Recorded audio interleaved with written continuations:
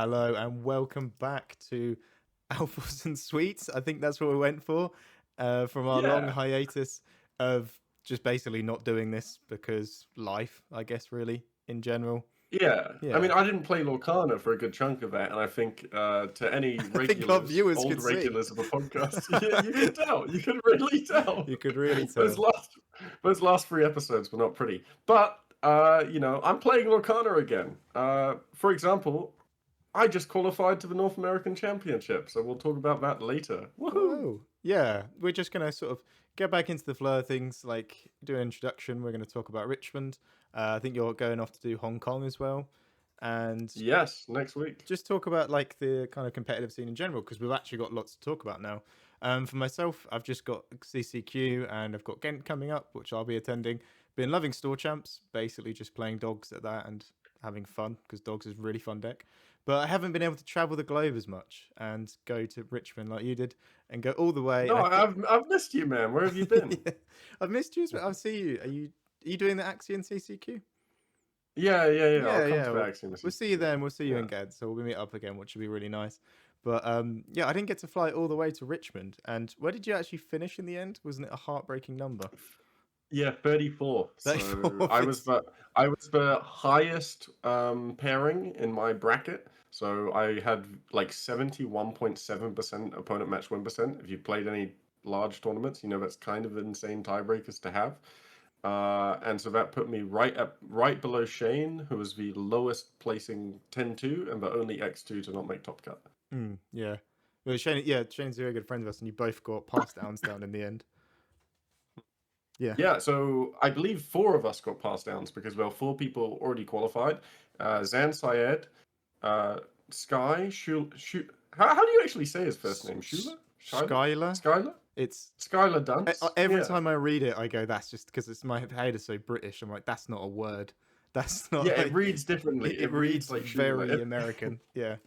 Sky, if you're listening to this, we got to get the band back together. We got to get the Quills back together. Oh, yeah, that Uh, photo we have of us three together when we were in yeah. Seattle. Oh, that was good times. Yeah. Yeah, wait, that's a good point actually. Why did we not think to interview Sky He's doing after Podcana this now. DLC? He's Oh, he's doing he's Pocana now. rivaling us. He's got his own thing. Sky, Sky, you know the only reason we brought this podcast back is because we thought there was a gap in the space. How could you come beat your old pals? You did say as But yeah, well. We can interview Sky when we also have you as well, who did very well at the DLC, so we can talk to you yeah, about it and talk about your run. that's true. Yeah. So you went there and you got 34th. How was the whole event? How was everything? Did you enjoy it? Oh, I had so much fun, but it was also really bad for university because I got back from New Zealand from a family emergency. I was away for a month, which is why I wasn't really involved in the Lorcana scene after Milwaukee. I got to see my family; it was nice, but a bit emotional. And I got back. It's January 1st. You wake up from New Year's, and the last thing you want to think to yourself is, I have an exam in 5 days, and then I leave for America in 5.5 days. So safe to say it was a bit of a stressful week. I locked in for the exam. I think I did well, but then I'm on that flight to Richmond thinking, mate, I have 18 games of Lorcana in set 10. How am I going to do well at this DLC?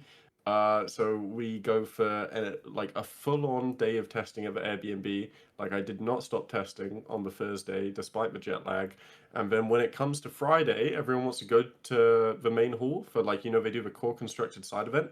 Uh, I did not get a ticket. Similar reason to Sky. I just wasn't aware of it. I didn't get a ticket, but I showed up hoping there would be one, and there wasn't one. So me and Sky bump into each other, and I'd already gone through a few iterations of testing Green Blue.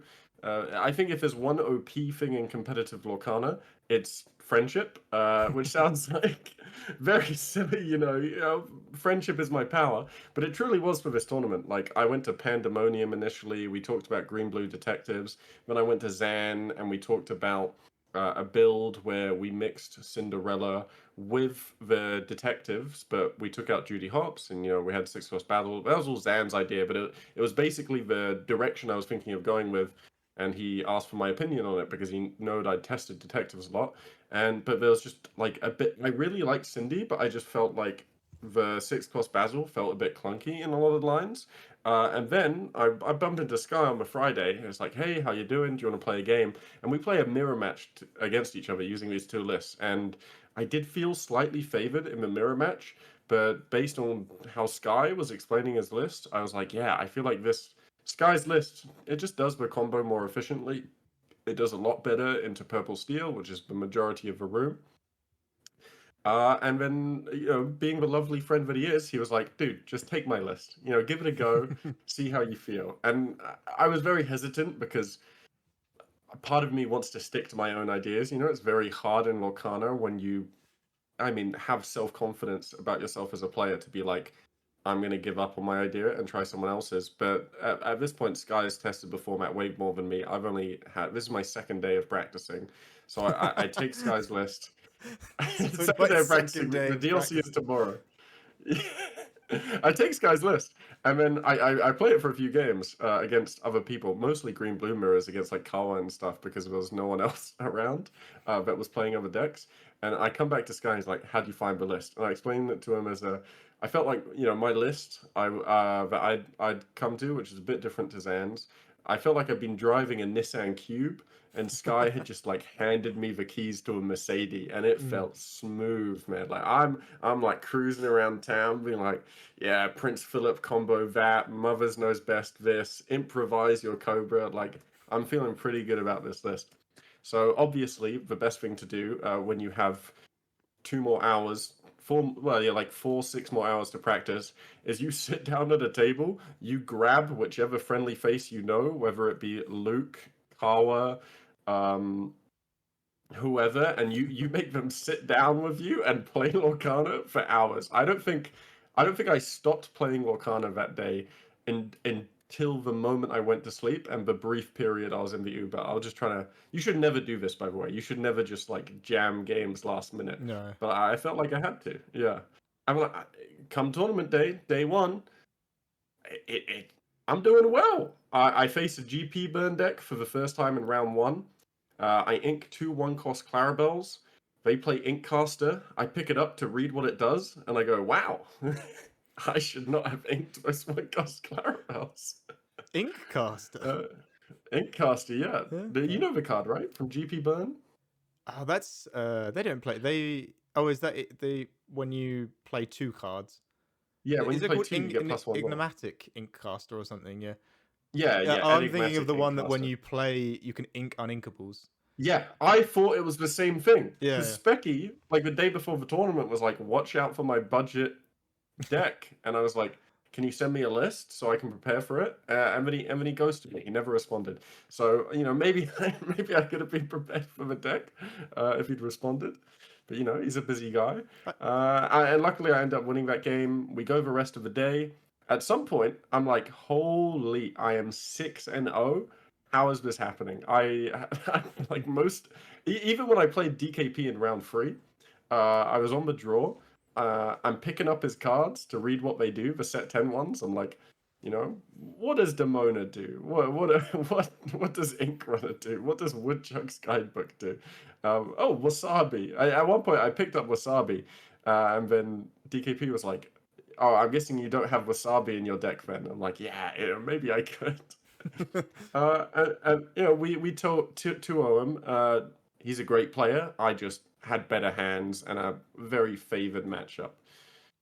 And we make it all the way to the end of day one, and I'm 7-1. I only lose to a dogs player where I maybe could have won the game free, but he Ursula'd. I had a second MMS. He tramps. He finds the second Ursula MMS game, right?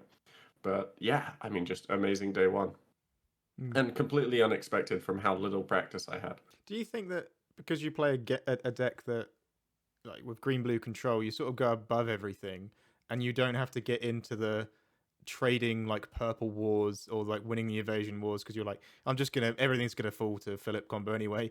The fact that you have that Yeah, deck that does that meant that not knowing all the cards wasn't that bad because it's like you not knowing what Demona does, it's not always going to be that impactful because what really is there to exert and do. You want to know what that card does, of course, but Yeah, you you're want to like know. you want to know, but of course you're like, great, Philip combo, kill everything, move on to the next game because it's all you really Yeah, I do, mean, isn't the it? effect is definitely mitigated because with green blue, to a certain degree, the deck's so powerful, you're playing solitaire, and the Yeah. only thing you have to know is generally what your opponent's largest threats are, and also what counters they have to you, and just like, sort of inking decisions. But a lot of it, if you know the deck well, for example, I didn't even know what Cheshire Cat did or how the boost But mechanic worked until in round 10, I bounced a Cheshire Cat with a 7-cost Basil, and then two of the cards that were boosted went back into his hand. And I was like, is that how that works? And he was like, yeah, that's how boost works. And that's the first time I'd ever interacted with this mechanic, was in round 10 hmm. of the DLC.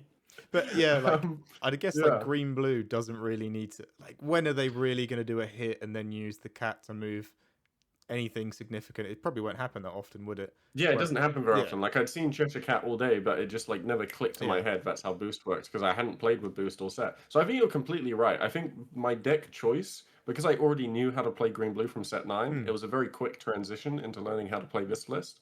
I just had to learn the mulligans and learn how Phillip lines worked. And yeah, I mean, you're right. I got to ignore a lot of those like Like minute niche interactions because I just go over everything. yeah, ignore all those little sort of skirmishes where you'd have to know, right, this is where they play Demona, Exert, and they trade into my board, I lose game. Because you're like, cool, I'm just going to wait for you to build up the board and then Philip combo it and whatever, and you welcome it and just lock you Yeah. out of the game every game. Like the only thing about, luckily I saw Demona before. I think I saw Demona when I saw Purple Steel in round 2 before I played DKP in round 3 because that let me know that because of Blurple's ramp, the timing of Demona into Philip would be different. So I wouldn't necessarily want to Philip combo on the draw because they can Demona and Mm. remove the Philip shift. And you kind of want to like play 4 drops first to bait out the Demona. Mm. And like if they have double Demona, whatever. But yeah, like for sure, like I think I have good intuition. I was able to read new cards well and what they inked and see how it would play. But at the end of the day, I was playing a deck that allowed me to ignore some of those minute like trading interactions. Like when you're playing a purple deck, you have to be hyper aware of like what could come on the board next to change how this trade is going to Mm. affect the overall tempo of And it's fighting for the board. exactly the same for most aggro decks where if you're playing an aggro deck, you kind of need to know when the board wipe's going to come, when's the big thing that's going to stop your deck going to happen, so you know when to put on the gas or pull off. Knowing that they're going to do this thing called Under the Sea in a second, you need to do something about that. You need to play Mowgli, you need to play Pete. You need to know all those things. Whereas yeah, your deck goes so high above it all. It's like everything's going to die to Philip combo. There is nothing that doesn't, as long as. And I think you did the same thing of yellow green Under the Sea as well. Was it Yeah, Birmingham, where it was like, yeah, yeah, I yeah. just Yellow need to green under know the to sea. do that. Yeah. And that was my other best placing tournament. Was 2 days of practice Mm. in what was it? Set 5 Shimmering Skies. That's what Specky said when casting it. And yeah, I like once you learn a deck, you like if you just put time into learning that one deck, I feel like you can sort of learn the matchups on the fly, especially in a best of 3 or best of 2 format where you have time to adapt if Mm. you like screw up game 1. But to be fair, I only lost one game 1 or 2 game 1s by round 12 the entire tournament. So I think at the end of the day, if you like control decks, if you have good macro, yeah, I think it does cushion like the need to know interactions a little Mm. bit because your interactions are so polarized. Yeah, yeah, yeah. And you made some points about like having friends in card games is pretty much the most powerful thing you can have. Hmm. And we're both very fortunate that a lot of the top players actually respond to our DMs, and we can chat Yeah, yeah, and yeah. we can chat with them and like talk about them, and they will do things like send us lists and like chat about what would be the best ways to beat certain things. And on the flip side, like the other game I play One Piece is a bit more of a friendly, fun one, but I don't have that connection. I don't have that like community. I'm not that deep into it. And yeah, it's like if I go to an event, I'm just taking a stock meta top tier list off one of the websites, and then I'm going to put in a few spicy cards that I think work and do terribly and go home. Whereas when you have a team around you where you can bounce so many ideas, it's just such a better skill, isn't it? Oh, for sure. And like friendship really is the key because pragmatically, these guys had zero reason to help me. Like, imagine someone comes in your DMs and is like, I, I I have zero information to offer you. I haven't played the set. There's no equal exchange of information. But can you just please teach me things? Like, Yeah. how's that trade deal? You know, I give you nothing, you give me stuff. And I think at the end of the day, it's just like you've got friends who want to help you out, and that's a beautiful thing. Because like maybe if they're in a similar line, similar position down the line, and they're a little bit unprepared because of some life stuff, I can Yeah. help them out. Yeah, yeah, yeah. It helps to be nice. And with Sky, I was thinking at this point he must be on like cloud nine going to these events because he's already Continentals qualified from a CCQ, which like is a very Hmm. hard thing to do, I think. And now yeah, he went second at this one, but I think even at some point he said he broke sleeves, broke some of his sleeves, and didn't even have Oh spares. yeah. I was like, that's like the level he's going in with of like I don't even need spare sleeves. Did someone have to give Oh, him a that was crazy. yeah? Yeah, Didn't no, someone? someone had to give him them, and then me, Cara, and Kim went on a mission to his hotel room with his hotel card to get sleeves from his hotel Oh, room he and had bring them that's back. just typical Sky for you. Yeah, Yeah, yeah, leaving them in the hotel. But yeah, no, he's such an awesome guy, and I was messaging him a lot during like his time when he was playing Amber Steel. But I can imagine even now, Green Blue, he's like, yeah, I'll just help you out and just send you things. He doesn't want anything in return. Even yeah. No, if he's just a nice guy. no, He's just like a super nice guy. I mean, this is why like for us three, like Sky is our day one man. Like all the way back to Blue Steel. Like I mean, I like people like Moyen, Kara, and Specky. They're like and Phonetic, like day one people to me in Lorcana too. But Moyen doesn't play the game anymore because he's making the game, so I can't ask him for advice. mm, Uh, and then Sky is just like I think this is maybe the third DLC where I've gone to Sky and been like, man, I don't like my deck list. Can you help me out here? Or I just talk about my deck and then he just offers me his deck list. Like we did this, it was the same in Seattle and it was the same in Bochum. oh really? Yeah, yeah, it was. Yeah, Yeah. yeah, no, no, it's just really awesome playing. It's awesome to see him doing so well this season. Like, Oh, dude, he's crushing it this season. Like mm, he's so good at every game. I mean, I genuinely think like for two reasons, I would not have qualified to NA champs without Sky. Because number one, I needed like him, DKP, and Zan to qualify so that I could get the pass down. I needed like two people to qualify so I could get the pass mm, down, right? But we're already qualified. So I'm gonna thank Sky for that primarily because he placed highest of them and he's my goat. And I'm also gonna thank Zan and DKP. But without Sky's, helping me out with the list and teaching me like the basics of how Green Blue plays in set 10 with new Philip combo and like the sort of inking and mulligan decisions I make, then I don't think I would have been able to learn in time to do so well at the DLC. yeah, no, awesome, awesome guy. And how did sort of we didn't really get to talk about day two. How did that go for you then? Day two. So day two is a bit rough. Definitely. So what? This is a big downside of like trying to learn the game in such a short amount of time, right? Within 2 days, I had to pick up cards to read them. Every situation was a new situation to me. I had nothing in muscle memory. I was like playing every line very cerebrally. Like I had to think about every move. So I'm not playing fast. I'm not slow playing, but I'm definitely not playing fast. Like Mm, nothing is an instant play for me. And then I play against a Blurple player who we ended up tying in this game, and we both ended up pass down qualifying. So I'm happy for that. But we end up with 20 minutes left on the clock after going 1-1. And game three, it's like 10 minutes left, and every 2 minutes I'm saying like 8 minutes left, 6 minutes left. And at one point I actually upset him because he thought, very rightfully so, he thought I was trying to rush him despite both. And he was like, look, both of us have been taking a long time to play. Why are you rushing me? I was like, I'm so sorry. I didn't mean for it to come across that way. I just want us to have a conclusion. mm, So that's why I'm trying to speed up now in game three because I realized we only had 20 minutes left. And this is quite a grindy matchup, right? And then when time gets cooled, my opponent says like, look, I would concede to you, but it's round 9. We're both X and 1. We can still both like top cut from here if we win out. And I'm like, yeah, fair enough. So that's like a big thing of if I'd practiced the deck more and like being able to play more on muscle memory, I would have been able to play a lot faster and not mm, have that one game state turn into a tie. And I won the next 2 games, but that sort of cascaded into round 12. When I lose to GP Burn, I'm not gonna go into details on it because a lot of people in the community are talking about it already. But essentially, the player I was playing against accused me of drawing an extra card.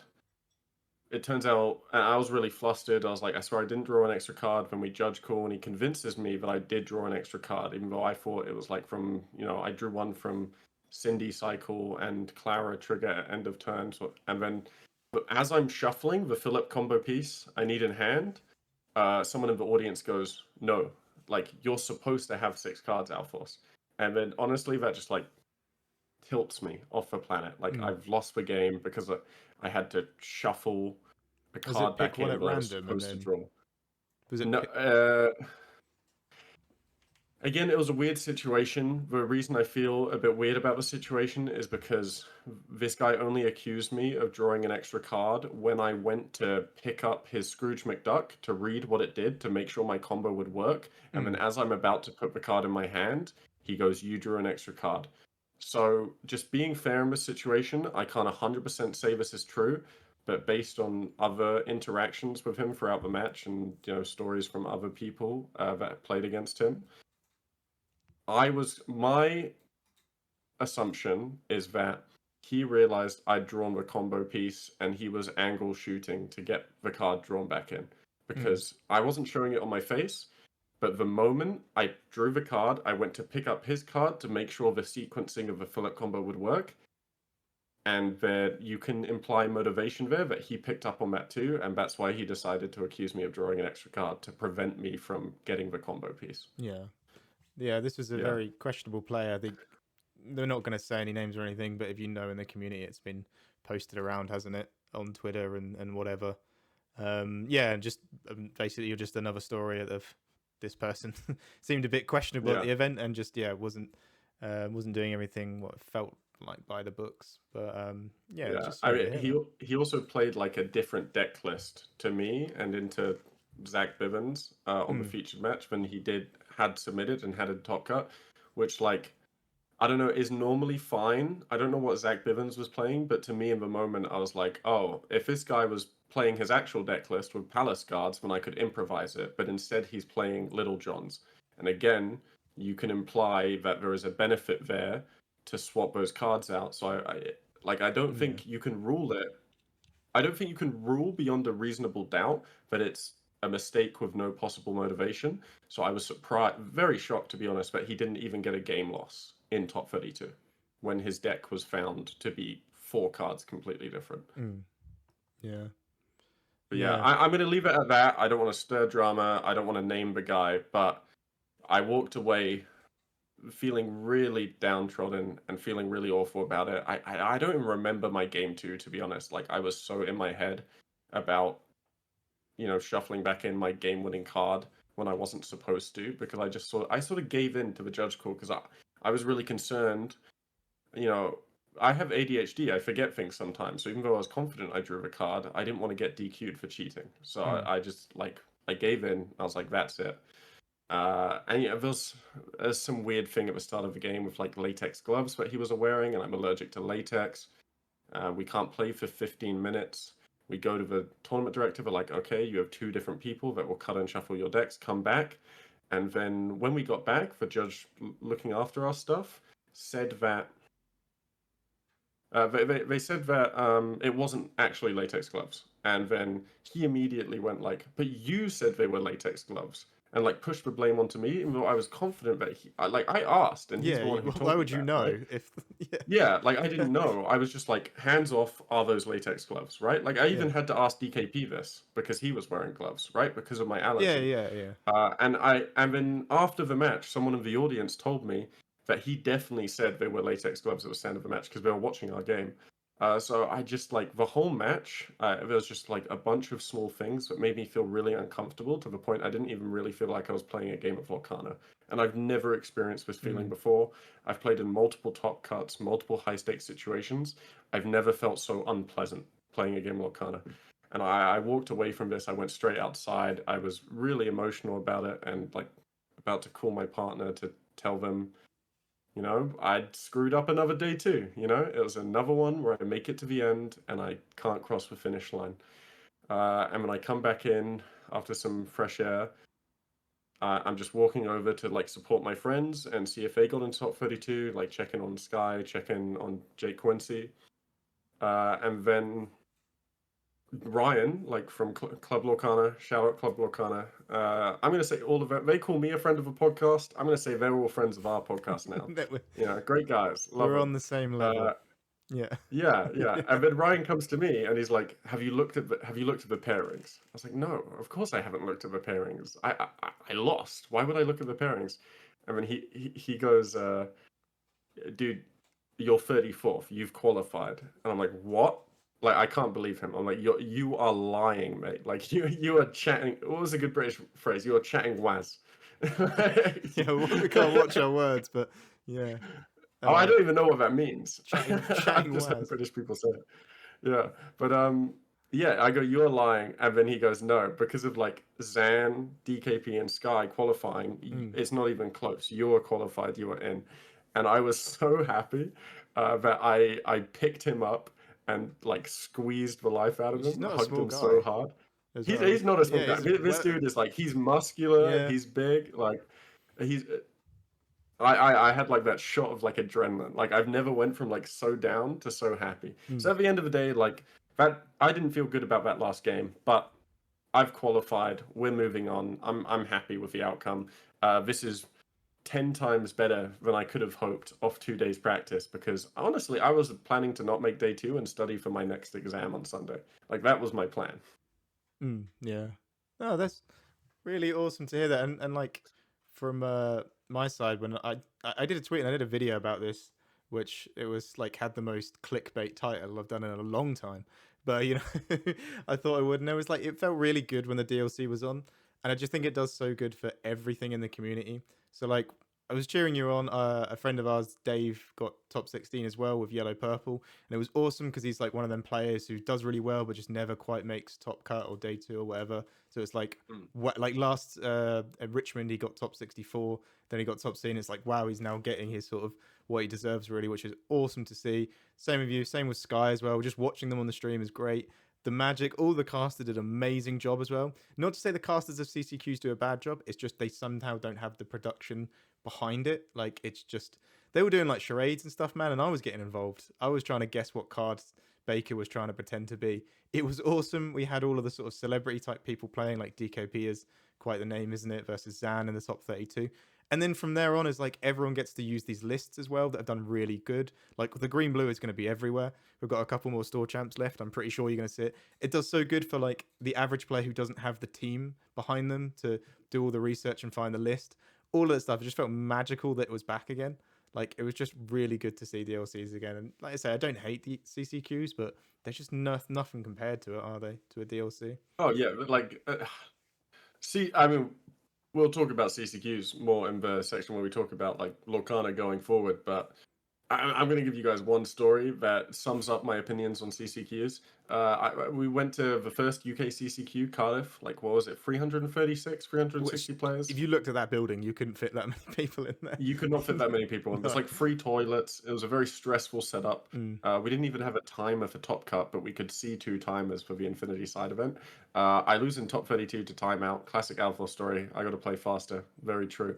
But what do I get for top 32, right? You're in like the top 10% of this whole CCQ. You know, you're on Top Cut. You know, it's an official tournament. I got a board game. No, I didn't get a single pack. I didn't get a single promo. I didn't get a playmat, a pin. I got a board game. And I was just like, man, where is why am I spending a hotel on this? Why am I Yeah, like that's traveling here?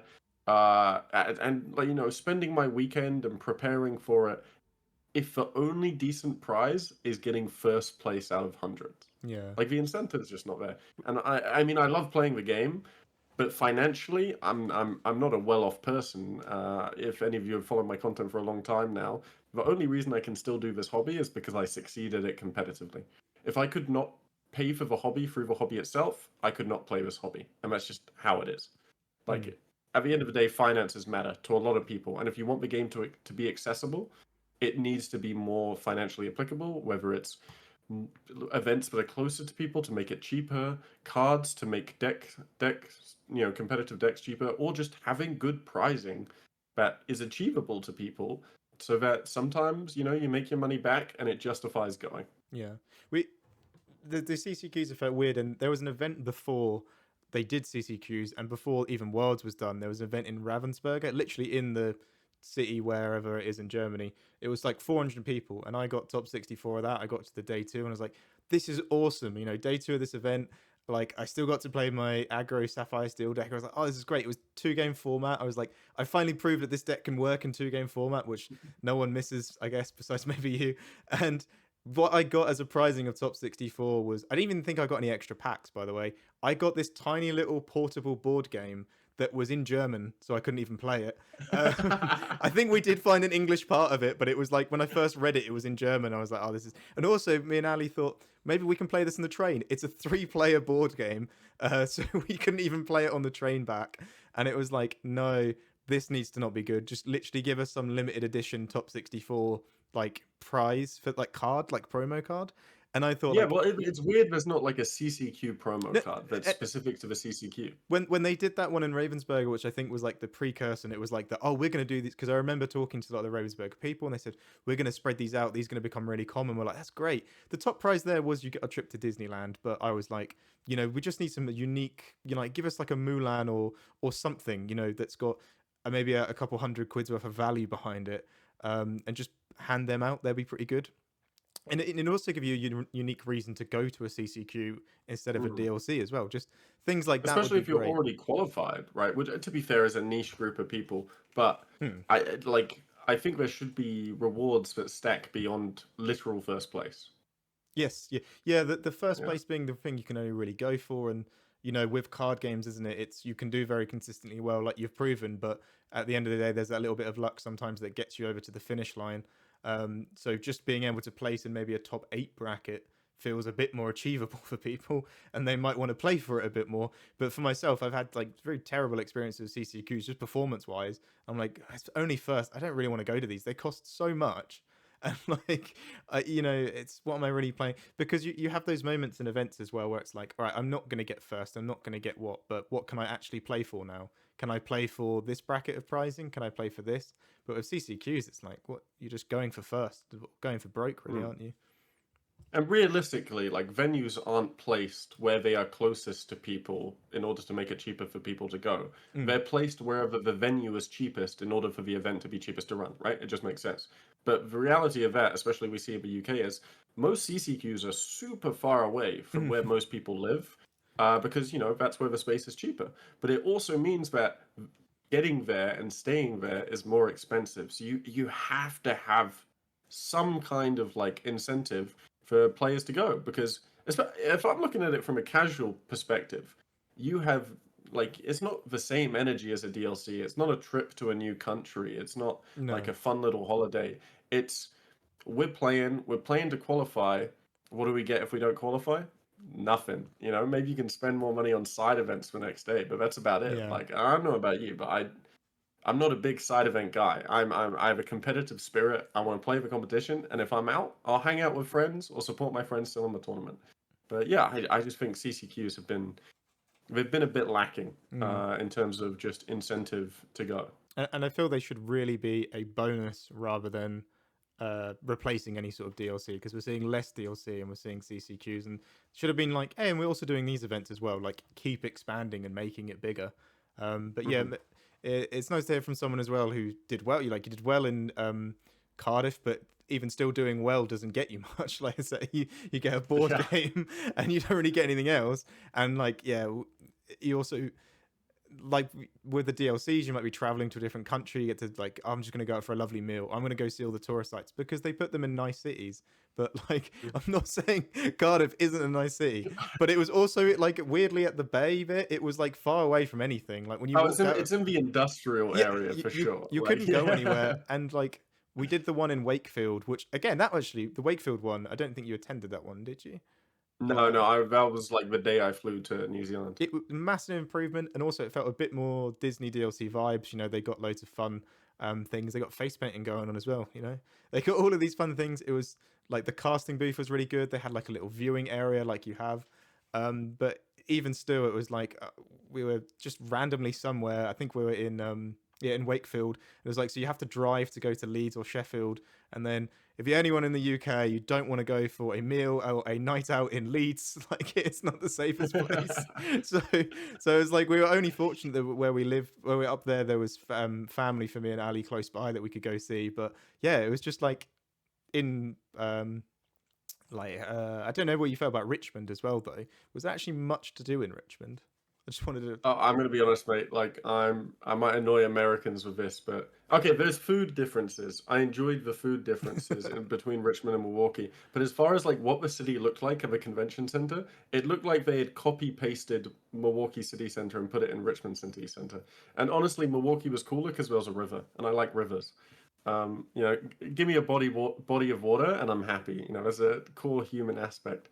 But Richmond was just like the convention center itself. They all have the same like uh brutalist like concrete building with like a walkable aisle between it and the hotel, and then that's it. Like it's all the same.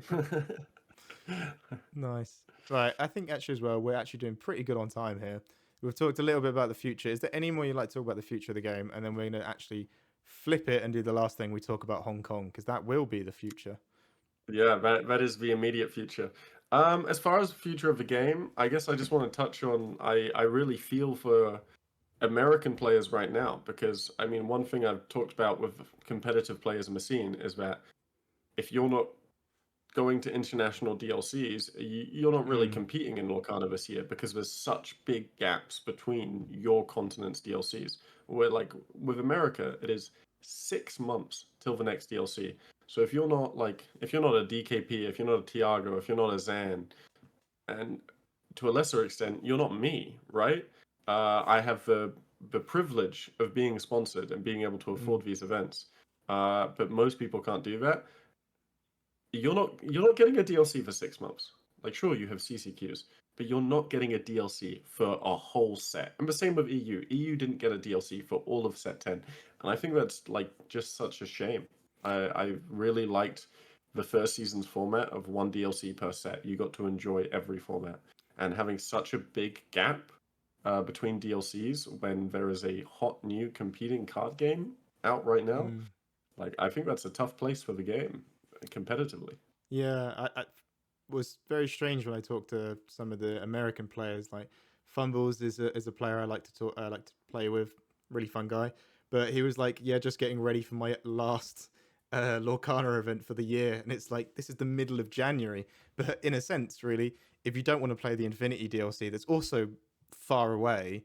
This kind of is your Yeah, that last chance. stacks onto it. Yeah, It's that's not like even core constructed. yeah, it's a distance away. So this really is your last chance to play for this season. In well, it was, but it's gone now. But and Mm. of course as well, America's huge. Like we've been quite fortunate. We've actually got a CCQ in the UK every set so far. We've had one. We've had one for set 9 and for set 10.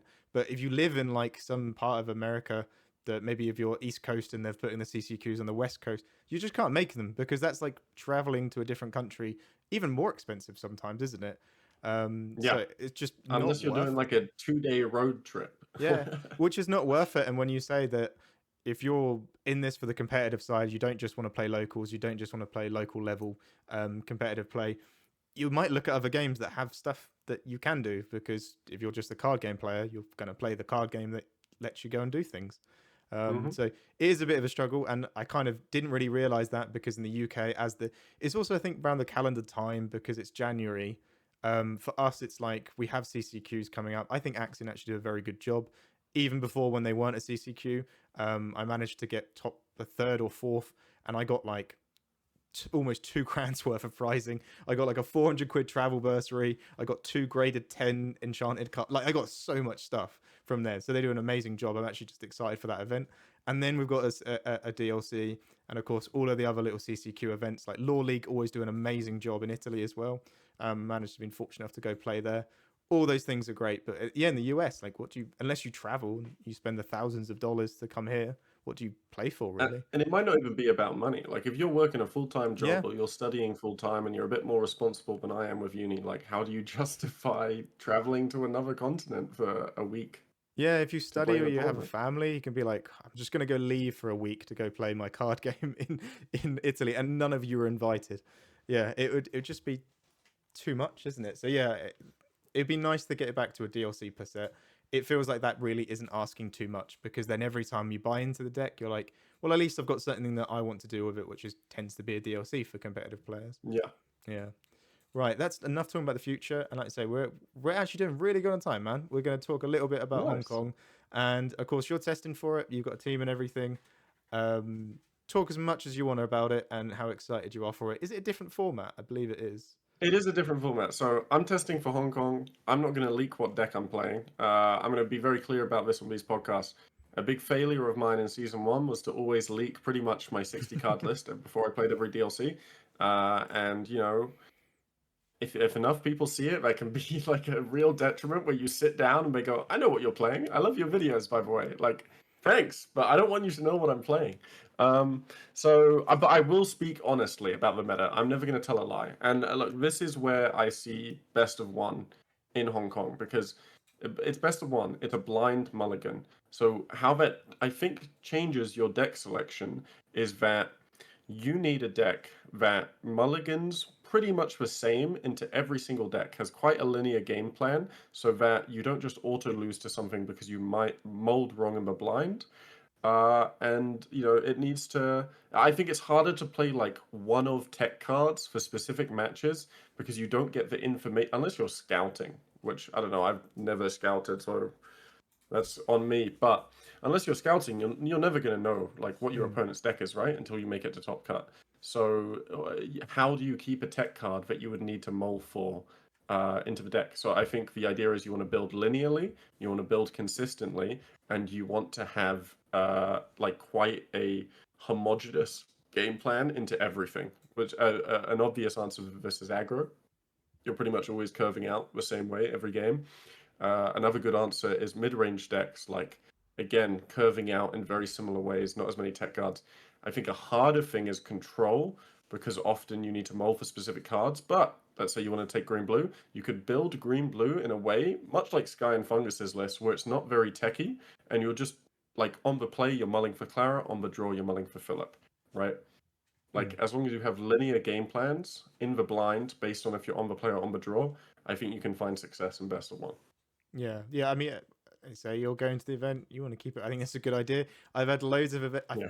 I've had one where people have just turned up to the table watching like my video with the latest list I'm playing, and they're like, "Hold on a second," like like getting it all in, and they're like, "All right, cool, let's play." I'm like, "Come on, man! Like I can't do that to you." Like the disrespect to do it as they're walking to the table. But you know what? That's that's so funny. I guess I put it out. That's really Yeah, I even had Moyen once like pointed at the phone and went, "Is this your current list?" and like had his video. I was like, "Come on, Moyen, come on, man, you're good Dude, enough to beat me Moyen, anyway." You Moyen just, can't do that to you, man. Moyen knows how it feels. yeah, yeah, Moyen can, but yeah, no, I definitely respect that. I guess I'd talk about what I would sort of want to bring, and as you say, we've seen these best of one events before.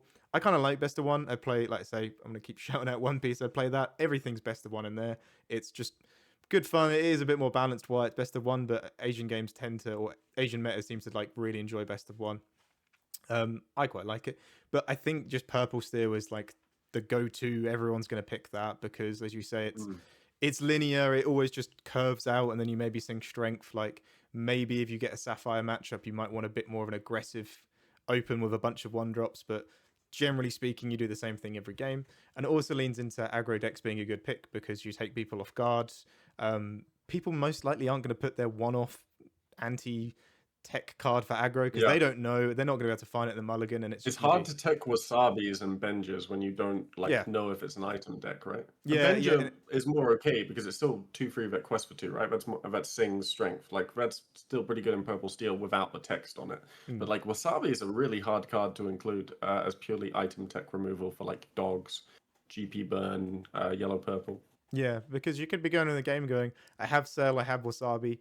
If this is dogs, this is very good to keep. If it's not, I'm going to send it back and never see it because I run one copy. And, you know, Hmm. and then later on in the game, it's like you're drawing into Wasabi, and it's like I have to play this card, but it's not for this matchup. And Yeah, it's interesting there. But I think for myself, I would probably want to bring dogs. I've just generally found that list that quite an interesting deck. And like I say, I don't think people are going to be putting those one-off techs in there. And for whatever it is, it does have a lot of complexity to it, but it can be fairly linear in what it wants to do. Just curve out characters, play that 7 cost into just go and be an aggro deck.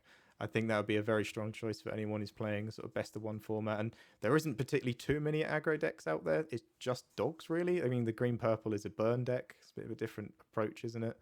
Um, Yeah, but it's still quite aggro, like in how the matchup and Mulligan is approached. yeah, it's looking for very aggressive lines. But I think, yeah, I'd Mhm. look at dogs as my pick if I was going to there. But I'm not going to Hong Kong. I'm going to my local store's store championship instead. So that's going to be the height of entertainment for me. But it's kind of a strange spot for me because, again, I guess for you as well, there is no more set 10 for me. It's only set 11 for the next events coming up. Like, I like to attend the Well, store Hong champs. Kong is set 10 at least, so There you go. I've got one more. You've I've got still a got a bit second of DLC life in out of set set 10. 10. Yeah, but Mm. for some of us, it's like you say, we're talking about the Americans not having much to play for. It's just, I don't need to keep playing this set. And reveals have been starting before we recorded, but it's always that odd spot where I'm at right now. It's like, I'm not going to learn a new deck for store champs. It's just not the vibe that I go for, really. Yeah. Yeah. Like I've not looked at spoilers because, I'm focused on my next set 10 event, but I think that's why they do the spoilers at the time they do, because we're like, well, Yeah. there's nothing left to play for. Now go look at the spoilers, right? Yeah. No, you haven't even seen my card reveal that went out today. Yeah. That's crazy. No, I haven't. No, I didn't dress up, but Ali did a cosplay of it, and it's very good. Oh, It's I have it on my Twitter actually. I was gonna watch it after yeah, this. yeah. It's literally on my Twitter homepage right now. Oh, man, yeah. You should Yeah. watch it. It's pretty good. Yeah, I I'll don't watch think it the after. card's terrible, but don't let it distract you Nice. from set 10. That's true. Yeah, I've been telling my team this, man. They keep talking about the spoilers and what decks we're going to build in set 11. I'm like, guys, we literally have a set 10 tournament next week. Focus up. They did the same thing in Milwaukee. They'll set building for set 10. I was like, guys, we're playing a set 9 tournament. Come on. Lock in. But yeah, as far as best of one goes, I want to circle back to this for a little bit. I think you're right. Surprise factor is a big thing. But you had a comment that like these like primarily like East Asian regions tend to really like best of one tournaments. I've had an interesting thought that is like, but they have a lot of like 996 work culture over there, right? Like where they work like 9 a.m. to 9 p.m. 6 days a week.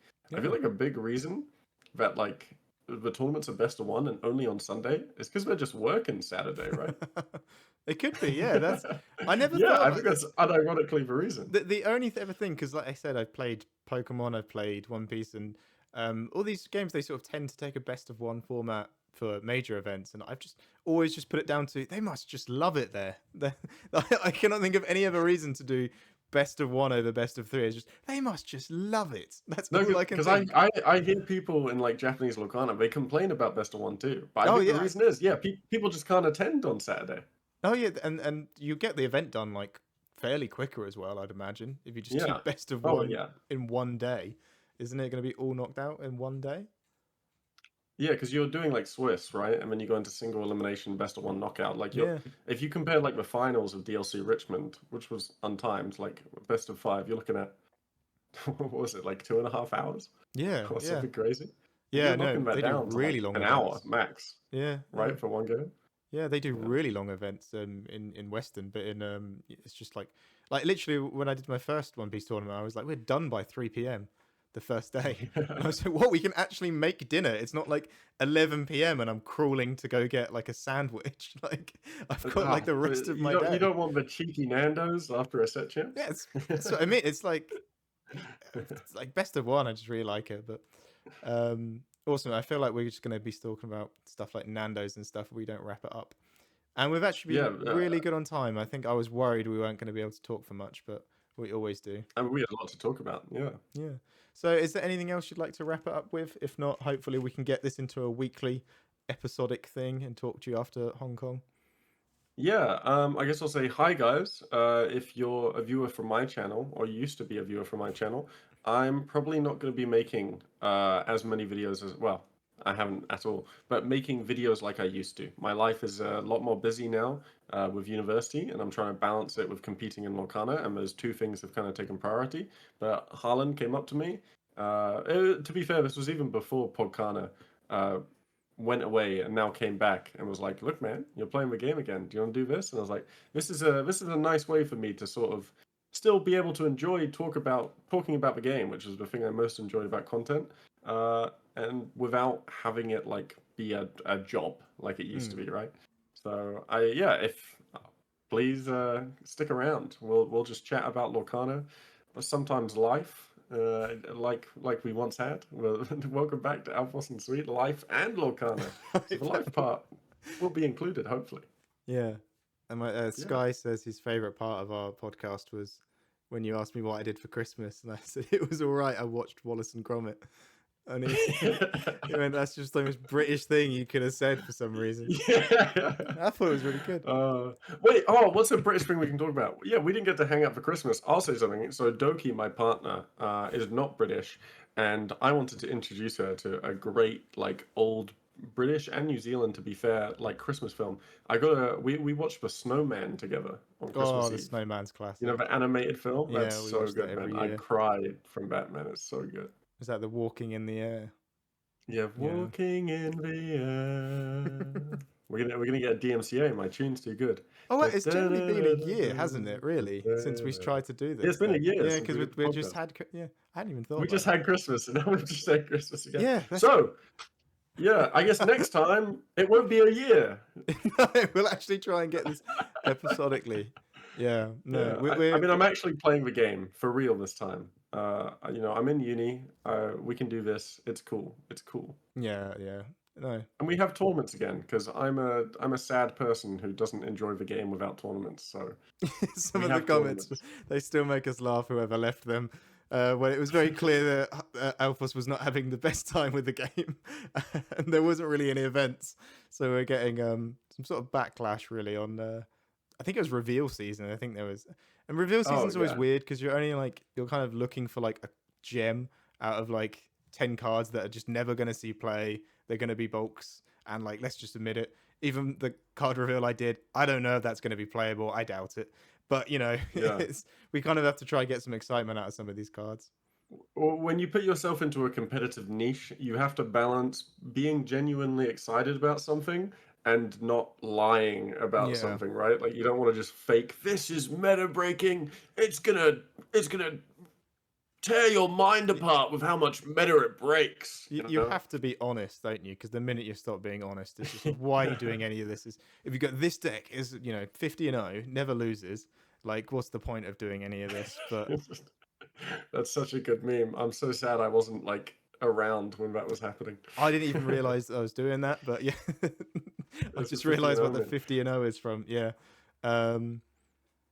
but yeah, On like that note, yeah, sign up to our Metafy, pay $50 a second, and you too can be a Lorcana a Pro. second, a A millisecond. second like that. If I'm you trying to pay the use bills. Kiwi as a 10% off code, though, to Yeah, save then you only yourself. have to pay 45 a second. Yeah, I think anyone who sees my card reveal, I think it's an absolute powerhouse and sealed, and everything else it's probably never going to see play. But Yeah, it's that's pretty the cool. best compliment you can give a card. I think you have to be genuine. It's like one of them cards are like Yeah. week one. It's like let's put that in there and see how it does, and then you never touch it again. Hmm. Yeah. Right, we are Well, rambling. one thing I got right was Dumbo.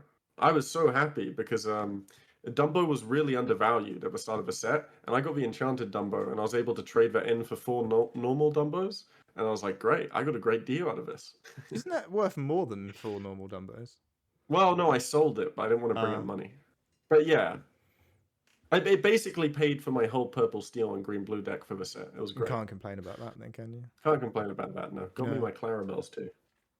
Oh, nice. We managed to pack 4 Demonas out of the Ravensburger product that we got sent. Okay, that's nuts because my team, we opened 3 cases and got 3 Demonas. Yeah, well, we got one of them foil as well, we which is That's crazy. nuts. Yeah, very fortunate on that one. I'm going to wrap it up because we can just chat forever. But thank you, We everyone who can watched. chat forever, but that's like maybe the best part of the podcast. We're almost reaching an hour. Ooh. Yeah, and I think I was aiming for 45, which we're Well, let's leave it at an hour then. not Good old editing 60 minutes. down much. We're kind of trying to make this as free flowing as we can for everyone watching. So if you hear any ums and ahs, which I do quite a lot, really sorry about that. That's just going to stick. Yeah, we used to have an editor, but Lorcana doesn't make money, so. Thank God. Thank you, Aoife. It was really helpful when we did it last year. Yeah, it was. Right. Give Aoife the heart symbol. They might watch. From Squid Game. Is that? No, from Squid Game? It's just. Is it in Squid Game? You are such an unk, bro. What the? You've got unk status. This is like K-pop heart, because like if you have the top of a heart, it goes like that. Is that what it means? Yeah, it's like the bottom tip of a heart. I just remember it in Squid Game. I don't know. You also got like with the two. If you're part of a thumbless community and you have no thumbs, you can like do that. Because it's like Right, we will be ending this now. Thank you everyone for watching. That was very awesome. I'm gonna wrap it up. Goodbye. Goodbye.